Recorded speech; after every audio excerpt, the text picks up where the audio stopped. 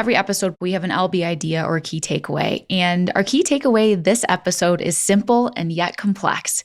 Take the risk. Welcome to the Leeds Business Insights podcast, featuring expert analysis to help you stand out from the herd. I'm your host, Amanda Kramer. We are thrilled to be discussing the business of life with Brock Weatherup, Leeds alumnus and Consumer Growth Board executive, 3-time exit startup CEO, founder, multi-billion-dollar C-suite leader, and active early-stage investor. Welcome to Leeds Business Insights, Brock, and thank you so much for being here with us today. Super excited to be here. Go Buffs. Yes, always, as always. Well, let's ground our listeners first, Brock, in a little bit of the history of your career and how you have gone from what you might consider yourself to be a successful startup guy to receiving a diagnosis that ultimately changed your life and created an opportunity for you to pause and reflect. Could you tell us a little bit more about that, about where your life has taken you?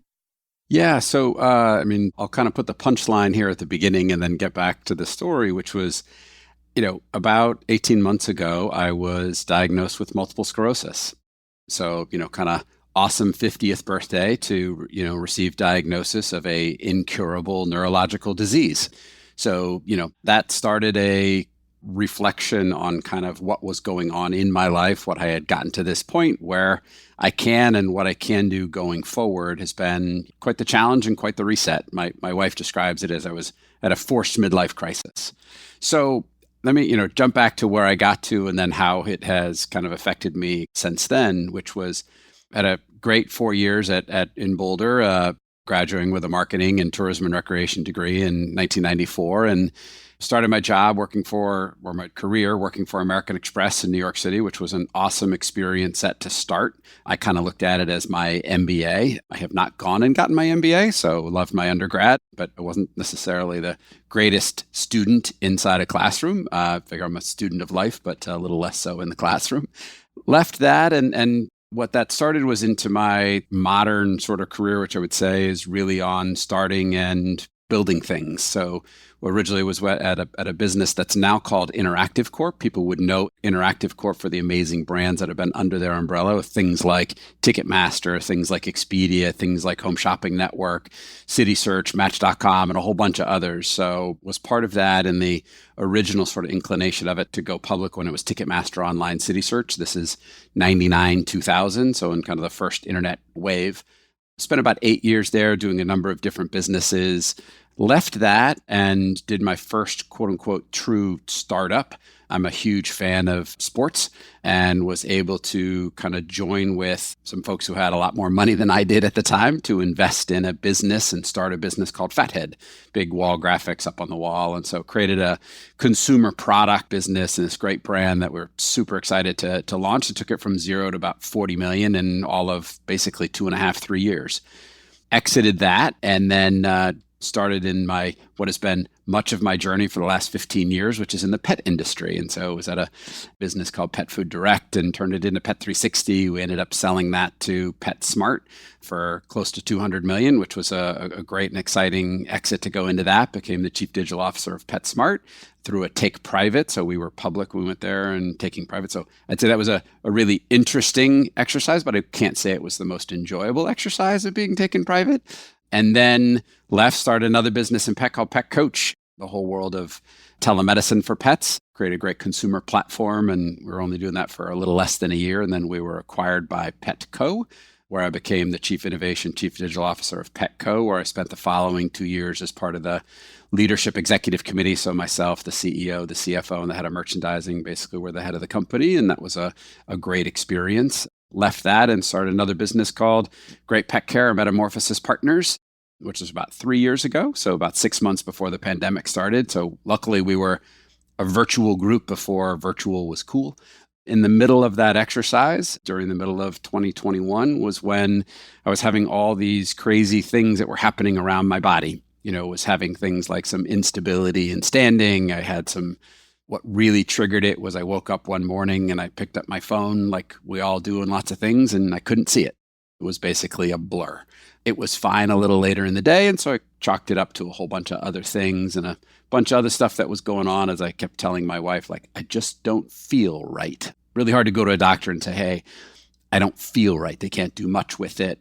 So finally, advocated for myself, and which is what you fortunately or unfortunately need to do in today's kind of healthcare system, and got this, frankly, life-changing diagnosis of multiple sclerosis, which is an autoimmune disease that attacks your brain and spinal cord. Things you don't want to have happen in life is something attacking your brain and your spinal cord. I'll never forget the first MRI that I had when it first came out. And the quote of the MRI was, the first line of it was, patient, AKA me, has innumerable, AKA too many to count, lesions in their brain and spinal cord, a multitude of which are substantive in size and length. Things that you don't want to read about yourself. And that started my kind of next stage of journey in my career. And that's what I'm a ways into and figuring it out, if I'm being totally honest with you. And that kind of brings us to much of the conversation here today. It's been quite a journey, Brock. Thank you for walking us through that. To go from these different startups to having great success in the pet industry, and then to receive this information that is shocking and reorienting in many ways. And we're so appreciative that you're willing to talk with us and reflect back on your life and think forward about what it means to consider your own life as both a business and a personal adventure. And we'd love to hear from you a couple of kind of the key foundational features that you believe are important and how they've impacted your life and how you look at them moving forward. The first one we would start with is this notion of discipline and goal setting. Tell us more about how you view this. Well, I think it's so critical. We create this discipline in our professional lives very well. I've got to put my budget together. I've got to put my strategy together. I've got to figure out what my resources are to go after those things. How do I execute and utilize that? And, like everything, it's limited. You don't have unlimited time and you don't have unlimited money. So what do you do from there? That same practice I brought into kind of my own life. And frankly, it was led by modeling of, frankly, my mother and father. So my mother and father started about 20 plus years ago with this, they called it intentions. Originally, it was goals, and they did it as a couple, and they created different sort of formats to it. It's been adapted to something that my wife and I use. And so the really basic format of it is there are 4 sections. So the first section is, what are my personal goals for me as an individual? What are then the goals for me as a husband, married now 22 years to my lovely wife, Mary? And third is, what are my intentions as a father? I have 2 daughters who are 18 and 20 years old. And then the last but not least, which is always the hardest one, which is the intentions for my wife. Now, the important thing, you have to put the same discipline against those intentions as you would anything in business. They have to be measurable. They have to be tangible. They can't be, the goal of, I want to be a better person or I want to get in shape, don't count, right? Nobody would allow those sorts of goals of like, be more profitable would not be an acceptable goal in your business, right? And just much like being healthier in your personal life isn't an acceptable goal. You got to put some tangible nature to what that does or doesn't mean. And so whether that's, is it realistic to believe that I am going to be able to meet the goal of exercising 7 days a week? Unlikely. Life happens. Is 5 reasonable? Is 4 reasonable? Okay, you write it down, and just like anything else, they have to be measurable. Creating that foundation of goals and intentions really help kind of create a structure professionally and personally to have what you need to, frankly, try and be successful in this thing called life.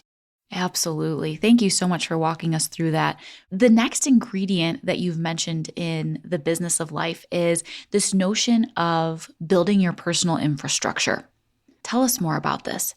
Spending the time to invest, again, all these things take time and energy, is, how do you put together the people that are around you in your life? I was very lucky to meet an exceptional person in my wife, Mary, and we've had an incredible life together. And she is, the rock in my life, which is awesome. And she's gone on all these adventures with me as I've tried to start things and take risks and do things. And I couldn't do that without her being my partner.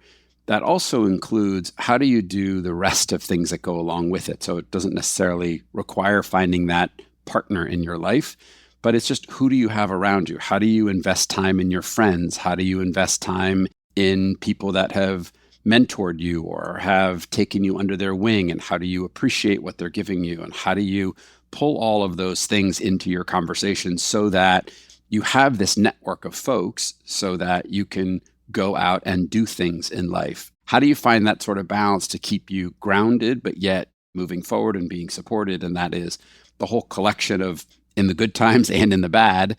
And I've been very lucky and, well, lucky with a lot of effort. I always kind of describe things as being lucky. I don't think people get lucky if they don't work hard, but you have to get lucky also to find success. So you got to work hard and be lucky, and that's how you're able to find success, because there's plenty of people who work really hard who haven't gotten lucky.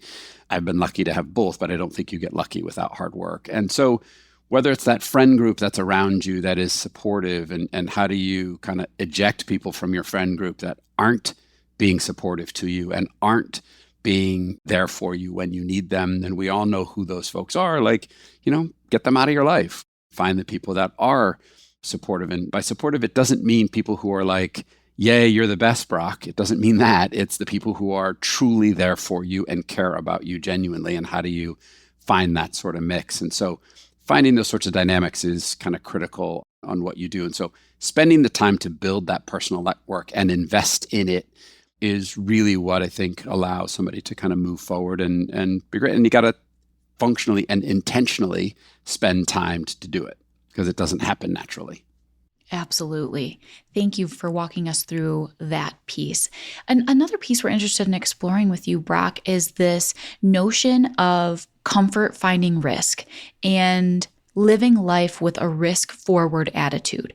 You've had a diverse career with these exits, with these different challenges, and it seems to me that there would be risk involved every step of the way. How do you build your comfort with risk and live with a risk-forward mentality? Well, again, I put it towards, you have to have two things to take that sort of risk. You have to have a personal network that's around you to support you, because it's not easy, period, end of story. I can say, like I told you my story. All of that sounded like, yeah, I started this and I grew it to this and we sold it for that. And then I moved on to the next thing and then I built this and I sold that. And like, that's all the story gets told. But the real story is all sorts of mess underneath it that is really hard and really difficult.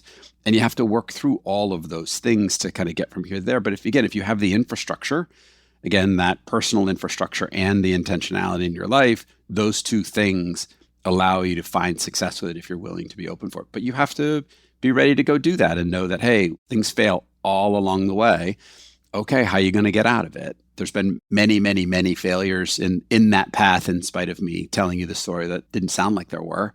We had opportunities when we were selling Pet360 to PetSmart, and that whole process. We signed the deal. We were done. We signed the LOI. We were in the process. We had 30 days to get definitive docs and get it closed. And this was life-changing for me and for everybody in our team and our investors. And, about a week before we were supposed to close, I get a call from the CEO of PetSmart saying, hey, the deal's off. Like, it was done. I'm like, and a little bit like sort of those things where you're like, okay, so like, it's kind of like you're dating and you're like, okay, so like, are we kind of broken up, but we're going to get back together? But the deal was dead, period, end of story. My wife walked in right after that. I remember I was sitting in the dark in the front of our house in Pennsylvania, and she walks in afterwards and she's like, this isn't good, is it? And I was like, no, it's really, really not. We were in a tough place because we had kind of gotten a little too far out over our skis with some of our capital and everything else. And so we were in a bit of a desperate situation. And we had put a whole presentation together on how we were going to reduce our staff by like 30, 40%. And 10 days turned into 10 days later, the CEO calling me back and saying, okay, Brock, we want to do the deal. And I'm like, but wait, you said we were like totally broken up, never going to date again. Like, that was a very, very low point, that 10 days before. Now, granted, it was only 10 days. So, let's be realistic. And fine, we got to that point and like, it worked out great. But without the support network of my family, as well as my coworkers who invest a lot of time in, and my investors, all kind of like locking arms going, okay, like this is a punch square in the nose and we're bleeding. Okay, what do we do about it? But everybody did it together, and you can accomplish a lot with that. but you have to take the risks to start it. Wow. I am so inspired as I listen to your story and hear about how you were able to recover from some of these setbacks. And so one thing I'd love for you to share with our listeners is you've talked about the importance of kind of building momentum in your career. And sometimes that means reframing, making job decisions, considering a lateral move versus a step up. And you like to say, let's reconsider what the ladder looks like as you climb it. Help bring that to life for us and perhaps tie in how that helped you persevere through different challenges that you faced. Yeah, so the perfect example of another colossal failure of my career happened at the end of Fathead. So probably the single job that I probably get most recognized for, get most kind of positive accolades for, was what we did with Fathead. We created this incredible brand, and obviously we were, having fun with people's sports fanaticism, and people love their sports. Look, people are pretty excited about what's going on in Buffland with Deion Sanders, right? Like, okay, there's a lot of stuff around sports. Absolutely. So while I had taken it from zero basically to almost $30 million in the end of 2018, we had gone through a process of potentially raising some capital. Frankly, the money that was in our bank account got swept out and was put elsewhere because I didn't control the company. While I was the CEO and had a very meaningful stake in it, and I had put a lot of my personal wealth in at the time, like order of magnitude, in retrospect, it was probably 40% of my liquid capital. So half of my wealth I invested in the company. January went through this very brutal sort of experience of not having capital. We couldn't pay. We literally had to run a promo at the beginning of January to raise money so I could make payroll on Friday. It was literally that bad. And it went through a whole bunch of things. And so I literally had wrote a document and I was going to go in and resign. And I had talked to my leadership team why. They knew all the stuff that was going on. And it was, I walked in to do that and I got fired. So the end of this amazing thing of Fathead was I got fired. And I love what I built there. I'm incredibly proud about what I built there. The people that worked for me there are still some of my very, very best friends. And we feel incredibly proud about what we've done. And there's a whole lot more basket of mess that's underneath that got that all there. I was really down. Oh, by the way, let's go time frame wise. This is now February of 2009. So the low point in the last many decades of the stock market was in March of 2009. So I'm now the CEO of this business, or was the CEO of this business. I'm living in Michigan where I have no family. My money that was in this business, I didn't know what was going to happen. I didn't have any control. And I was like, what am I going to do? What's going to happen in my career? It was the greatest possible thing that ever happened to me. And the reality was I got introduced to a whole bunch of people that were in consumer venture capital because those were the potential investors in Fathead.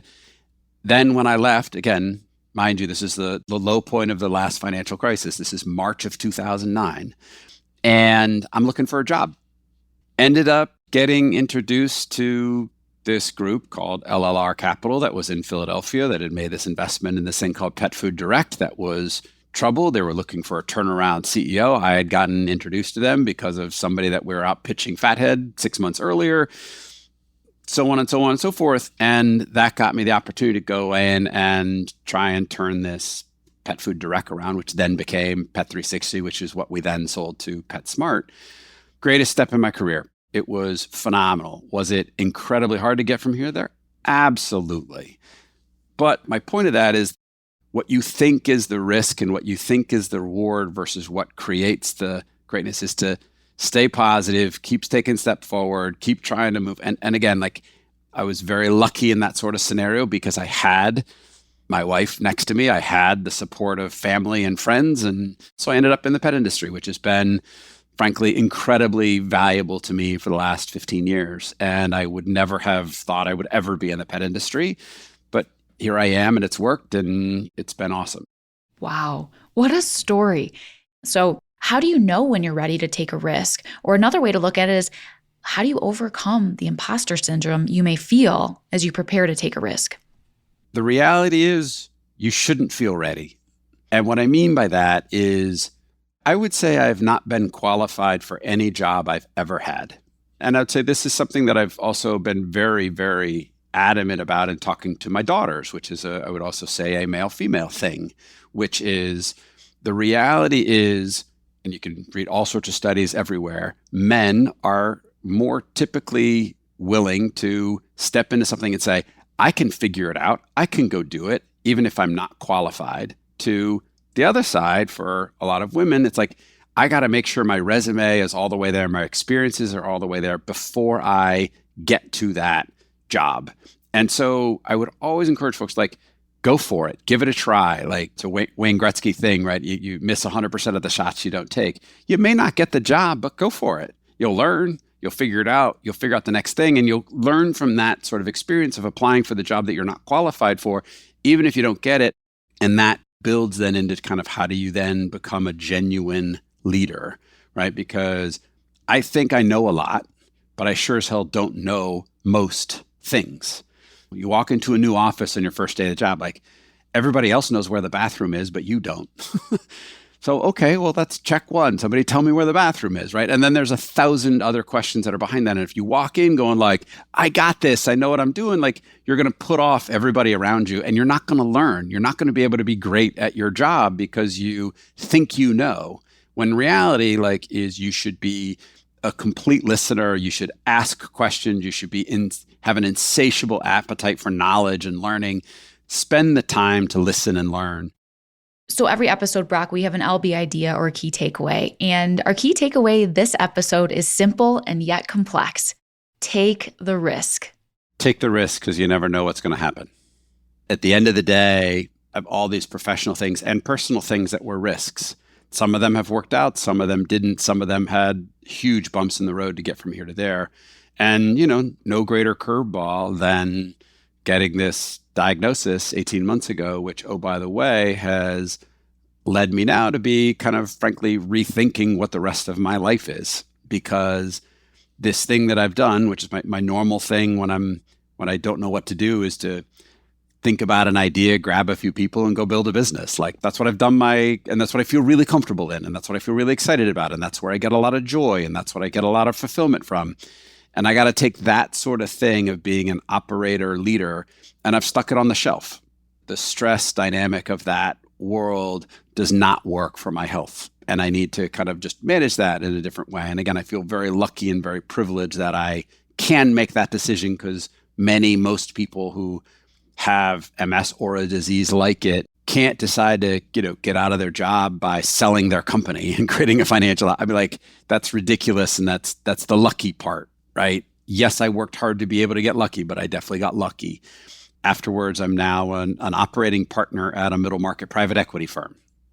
And what does that mean, or what is that job? I didn't know before I got into it. I'm figuring it out as I'm into it. I feel a little bit like an imposter there when I talk to my wife or people who are close to me. It's like, that being said, I think I'm adding a lot of value to them. I think they're getting a lot of value from me, and that's great. But that's a new way for me to do business and life, which is very different how I've built my entire career, because how I've built my entire career, I can't do anymore. And that's a really unexpected sort of thing. So if you don't take the risks and you don't take the stride, you don't know what will happen in life. And it doesn't have to be necessarily a medical thing, but all those other things of how you're going to end up and what are you going to do with it. And the reality is, take the risk and embrace the knowledge that comes with it. I love that. Well, thank you so much, Brock, for joining us today for this podcast episode. And we wish you the very best with your health journey as you move forward. Thank you very much. I've been lucky. I've been working hard for it, but I'm very lucky. And thanks for having me. Thank you again for listening to Leeds Business Insights. Don't miss a single episode. Subscribe to Leeds Business Insights wherever you get your podcasts. You can also find more information about our podcast series at leeds.ly/LBI podcast. If you've enjoyed this episode, you may also enjoy Creative Distillation, an entrepreneurship research podcast from the Leeds School of Business. Check it out at pod.link/creative distillation. Leeds Business Insights podcast is a production of the Leeds School of Business and is produced by University FM. We'll see you next time.